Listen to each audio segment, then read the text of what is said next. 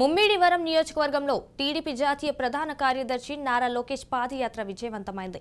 అమలాపురం నియోజకవర్గంలో యాత్ర ముగించి ముమ్మిడివరం నియోజకవర్గం బట్నవిల్లి నుంచి ప్రారంభమైన యువగలం ముమ్మిడివరం కోమారపల్లి మీదుగా కొనసాగింది. నారా లోకేష్ పాదయాత్రలో అడుగడుగున జన నిరాజన పలికారు.